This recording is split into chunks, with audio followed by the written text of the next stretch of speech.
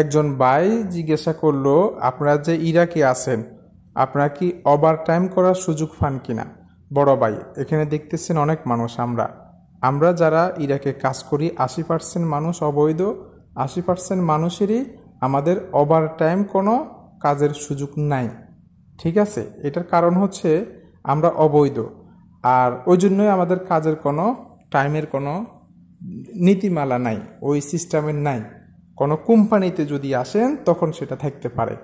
আসেন, super market, বিভিন্ন shopping mall, restaurant, বাসায়, অফিসে যারা কাজ করে তাদের কোনো ওভার টাইম বেতন নাই। খানার জন্য সময় দিবে, রেস্টের জন্য সময় দিবে, এটাই।